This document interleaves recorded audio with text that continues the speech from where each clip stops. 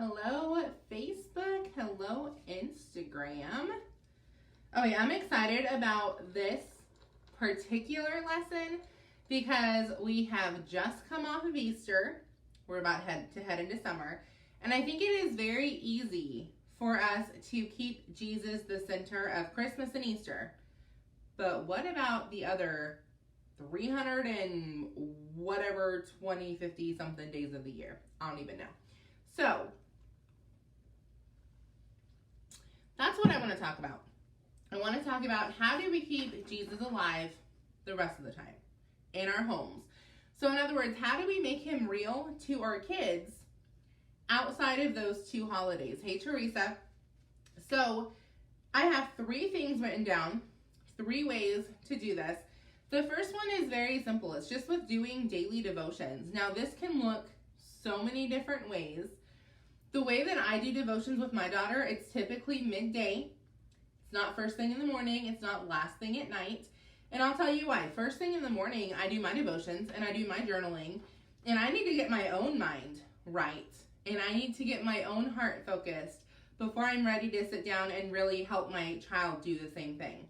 Now, the reason I don't do it at night is because I kind of turn into a bear after like 5 p.m. I get up really early. I do not have any patience in the evenings. So I'm not going to sit down and try to have like a loving, kind, sit-down devotion with my child who asks 5,000 questions, by the way. If y'all know her, you know this. I don't have patience for that. I want her to ask questions, but not 9 o'clock at night when we're trying to go to bed. So I'm just being transparent with you. You're going to find the best time to do the devotions with your kid. We do ours in the afternoon, and what that typically entails is we'll read a Bible story or a story about a Bible hero, and then I'll turn and give her a practical application of how that fits into her life right now as a 7-year-old. Now, guys, this takes a little preparation. That means I'm not just blindly reading out of a book. Again, I'm not demonizing that. You can do that. I'm telling you what I'm doing. I want to make sure that practical side is there. So I'm giving a little bit of preparation, and typically we're doing this in our dining room table or in our schoolroom. We've got some tea, maybe we have some lunch going, maybe a couple of little treats, whatever. So it's a fun time to do together. She can ask questions. A lot of times we'll do questions that have more to do with, okay, why are we supposed to do this? Or, you've told me before not to do X, Y, and Z. Can you show me from the Bible where it says that? And I love those questions because I want her understanding that she's not following mom and dad, she's following God. Now, my husband does devotions a whole different way. He does devotions with her, so she gets 2 devotions a day, usually, because we have opposite viewpoints, because we both follow the Bible, but we have opposite viewpoints on certain things that we obviously come together on. We're united when it comes to parenting. But we have opposite styles. That was the better word for it. We have totally opposite styles. While I love midday to sit down and have like a little tea party around the dinner table while we're doing devotions, he likes to do it right before bed. He has a devotional book that he reads with her, and they sit and they pray together. And she loves it. She gets 2 different styles, but they're both reinforcing Bible truths that we've already taught her in our home or she's learning at church. So, first thing is you want to make sure you're doing daily devotions with your kids all year round. Second thing is going to be gratitude journaling. Now, here's the question I always get. What does gratitude journaling have to do with Jesus? Everything. Y'all, when you're forcing yourself to be grateful, you're also forcing yourself to acknowledge who gave you the item you're grateful for in the first place. Hi, Garmonique. So, for example, we use some different resources for this, and I'll show you them in just a minute, I think. Yeah, so we use 3 different resources for this. The first one is we do a gratitude journal and devotional. We don't do all of these every day. We do 1 a day, and we'll just rotate. So like if I do the gratitude journal today, I'll probably do a different one tomorrow. What the gratitude journaling is, let me back up for a minute. You do not have to get any of these resources. Maybe you're brand new to this. All you would need to do is every day sit down with your kid, have them write down 3 things that they're grateful for. That's it. And then what I would personally do, because remember the whole goal of this is to keep Jesus alive in your home outside of the holiday. So 3 things specifically that God did for them in the last 24 hours or that God gave them in the last 24 hours. And you're going to have real boring days where nothing happened. Those are the days that you get to reinforce being grateful for waking up and having oxygen. Being grateful for having running water in your house. Being grateful for having clothes to wear. Being thankful for having soap to use in your bath. Now, I get those are all things that are so easy for adults to take take for granted. But how awesome is it to be able to reinforce to our kids that not everyone in every part of the world has access to stuff like that. So we should be abundantly grateful for the little conveniences that we have. Hi, Rhonda. So this is the first resource we use for gratitude journaling. There's 2 different books. They're the same thing, but like different questions. And it's just Gratitude Journal and Devotional for Kids by Jessica Lewis. Everything you can get on Amazon. I will try my best to link it down below sometime tonight. And just a little sneak peek for what this is. Every day is basically the same. It's going to have 2 pages. You're going to write down 3 different things that you're grateful for. Sometimes it's like 3 people you're grateful for, 3 friends, 3 things of food. Like it's a different category, but 3 things. Then there's going to be a verse or a thought of the day. And then it's going to ask you what that thought means to you. So your child's going to be able to kind of regurgitate it back in their own words. And then there's going to be a prayer. And your kid's going to be able to ask God to help them in whatever certain area we're talking about. This typically takes her about 15 minutes. Not very long, but it's something that she loves doing because it's something that she gets to sit down and we get to have a little conversation. Now, the second resource, one second. I realize it's almost 2 p.m. and I'm just now having coffee. Y'all don't be judging. By the way, if you have not switched your coffee to Mom Fuel yet, I don't know what you're thinking. Go check out the link in the bio. I promise you it's a total game changer. If you are a mom who you have trouble being energized and focused throughout the entire day versus just the morning, go check it out. Again, it's in the bio. Just click on Mom Fuel and it'll walk you through everything. So resource number 2 is the Big Life Journal. Now this is not a Christian book. This is going to this is going to be heavy on the dreaming big and the looking ahead and the character building stuff.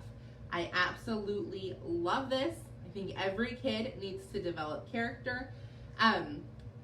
What I personally do, that's why I rotate some of these, because not everything is going to be God focused.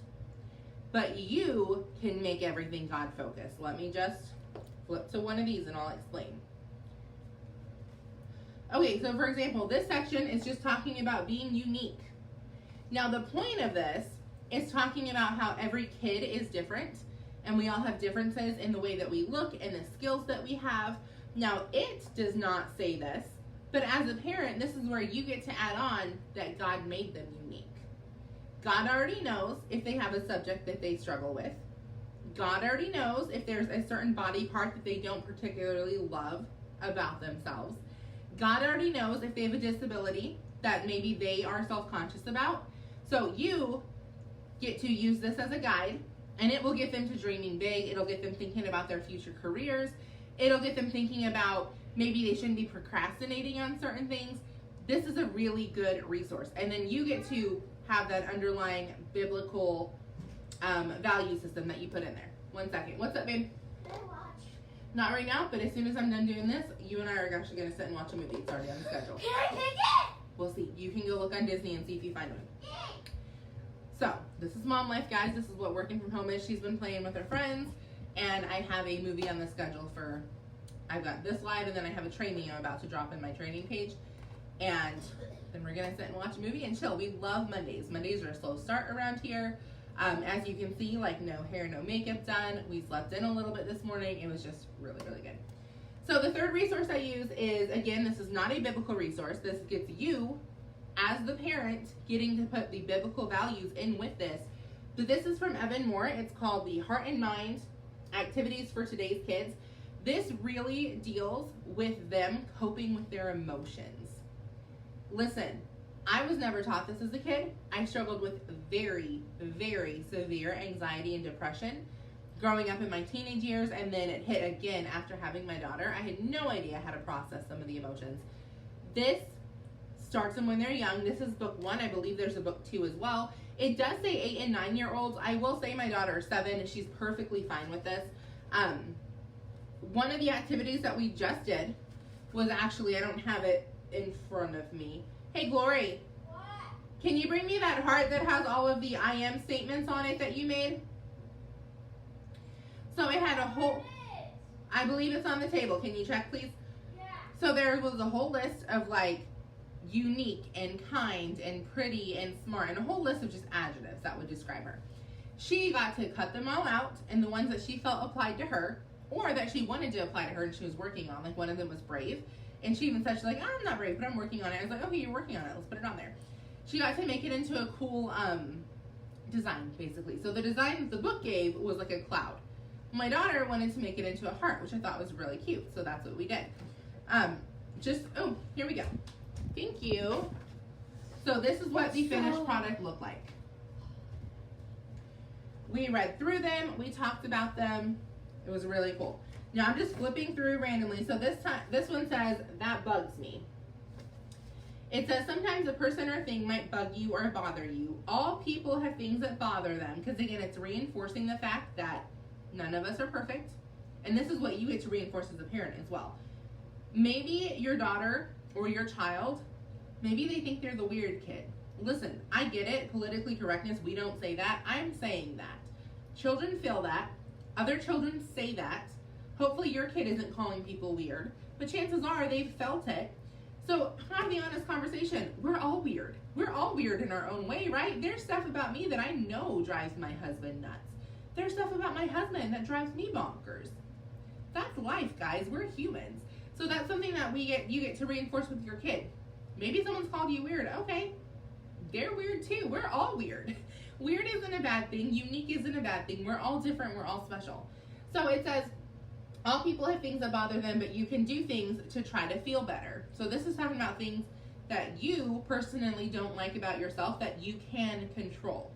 So write 2 things that bug you sometimes. And I know one thing my daughter's probably going to say is her, well, you know what, actually probably not anymore, but had you done this a month ago, she probably would have said her lack of reading skills, because phonics was something she was struggling with. She's soaring through it now. And I'll tell you, the only thing we changed, guys, and this was a complete luck of the draw, because I didn't try to do this. So this was completely lucky. It wasn't anything I learned in school. Literally, her homework for Master Club, which is a Bible program that we have her in, she meets once a week with her club, and then there's homework assignments every day. Her assignment was to read 5 minutes of the Bible for 21 days straight. You know, Bible words are pretty hard, especially when you use the KJV version. 21 days later, she was reading much better than when we just had her in the phonics program. Again, lucky, because I didn't do it. So, number 1 is do devotions with your kids. Number 2 is make sure you're doing gratitude journaling. And again, I just gave you a whole scope of what that would look like. If that overwhelms you, just start with every day, sitting down 5 minutes, 3 minutes, whatever works for you. Have them write down 3 things that they're grateful for, or maybe they can't write yet. Have them tell you 3 things and talk about those 3 things. And then acknowledge that God is the one who gave them those 3 things, and make him real to them. Because guess what happens? When you're actively looking for God, you'll find him. When you're not looking for him, it's easy to go weeks and months without seeing his hand on anything. And then number 3, and y'all, I'm about to get some people coming at me. I just don't care, okay? Y'all already know I teach Bible facts. That is it. I am not someone that's going to come up here and be politically correct on things just to be politically correct. Teach the resurrection and the birth of Jesus more than just Easter and Christmas. I'm just going to tell y'all, okay? Jesus was not born on Christmas, and he did not resurrect on Easter. Now listen, that's theology. Every person who understands theology will tell you that. I'm not going against Christians. We don't tell people that he was born on Christmas or that he resurrected on Easter. But we just acknowledge the fact that those are the 2 days that we set aside to basically kind of reflect on those 2 events. And there's nothing wrong with that. I'm fully on board with that. Here's what I'm not on board with. when you demonize the fact that your kids can't hunt Easter eggs, or they can't get stockings from underneath the Christmas tree, or whatever little silly tradition that families do. And I'm not saying you just have that tradition in your house that you don't do it, but you actively kind of like demonize the people that do it, and you kind of talk bad about them to your kids. Sir, isn't every day supposed to be about Jesus? Isn't he supposed to be the center of our life? Then why just those 2 days you suck all the fun out of everything for your kids because they're now automatically about Jesus? Okay, all you're doing when you do that is you're teaching them that, one, God is not fun. Christianity is not fun. It's a boring religion where we get to sit and thank you, Jesus, for everything we do. And that's it. Like, there's no fun in it. And then, two, we're just reinforcing the fact that those 2 days are special. All the other days are just regular days. So again, I'm not hating on anybody. You have your own belief system with it, but be very careful in how you tread that water with your children and how you're explaining the fact that those are things that you don't do in your home. Make sure they understand that has nothing to do with the Bible. It has nothing to do with Jesus. Everything is your opinion and something you do not want done in your home. I have a really good friend who her husband does not like the Christmas tree. Will not allow. They do not. When I say he doesn't allow her to do it, it makes it seem like, no, woman, you can't do this. They had the conversation and they decided. He felt very strongly about it. She understood. They don't put presents underneath the Christmas tree. Now, at first, I was like, okay, that's weird. No, not right now. At first, I was like, that's weird. But then she explained it to me, and this is how they explained it to their kids. They didn't tell their kids, like, Christmas trees were evil. The Bible says not to do a Christmas tree. What they told their kids was a lot of people will basically make the Christmas tree and, like, the festivities bigger than Jesus, and they didn't want that happening in their home. I'm all on board with that. That's just a personal conviction, and it's something that they do as a family. When those kids grow up and move out, if they choose to have Christmas trees that have presents underneath them, I guarantee their parents are not going to be telling their grandkids, oh, your parents are wicked because they put the Christmas tree in the home. So again, I'm not villainizing anybody's belief. If that's something you want to do, just be very careful with how you explain it to your kids. We do, like, for example, we don't do the Easter Bunny. It's not because I don't want to do it, but not because I don't believe biblically you should do it. I'm just not putting all the time into, like, doing the Easter Bunny. We don't do Santa. Now, she doesn't sit on his lap. She goes and stands by him and takes pictures. Like, we do, like, the fun side of Santa. But listen, I have spent a lot of money for those gifts. I'm not giving credit to some, like, chubby boy in a red suit. That's nothing to do biblical. We just don't do it. So, but we very much tell her, like, Santa, oh, I'm not going to say it because y'all might be having kids watch, but, you know, we explain it in a way that is the idea of Santa, right? The giving back and all that stuff. So, having said all of that, we just want to make sure that our kids do not have a negative association with Christianity and with Jesus and with the Bible, because everything is always thou shalt not. God gives us so much freedom. God honestly is fun. Like, I love working in the ministry. We make sure that the ministry is so fun for our daughter. You don't want your kids growing up thinking that Christianity and ministry life and all the things that go along with it is just one big humbug that nobody wants to do. So, and listen, don't even get me started on Thanksgiving, okay? So, I just talked about Easter and Christmas, which are two, like, very big Jesus holidays, if you will. And I get the world sets aside those 2 days for Jesus, and it's kind of like the only time that they really observe him. But we're not the world. We're supposed to observe him every day. He's the center of our life. So those 2 days should be a little bit more fun than normal, but realistically, they shouldn't be that much different, because we should be focusing on God every day of our life. Now, Thanksgiving is kind of the same way. I don't treat Thanksgiving as like this big giant holiday. I put my Christmas tree up before Thanksgiving. You know why? Because I should be practicing gratitude every day. That's not a Thanksgiving thing. That's a daily thing. So when someone comes on Facebook and, you know, yells at me because I put my Christmas tree up, and how dare you? We get 1 day a year to be gratitude, and you can't even wait to put the Christmas tree up. First off, no one said you're supposed to have 1 day a year to be thankful. That's on you, boo. Okay? So, I'm not just talking about Easter and Christmas. There's lots of other holidays I could talk about how the 1 day should not be the only day we do X, Y, Z. But I will digress. because that is not for this video. Anyways, I hope y'all have an awesome rest of your Monday. I hope your Monday's going as awesome as ours, and I will see y'all in my next video.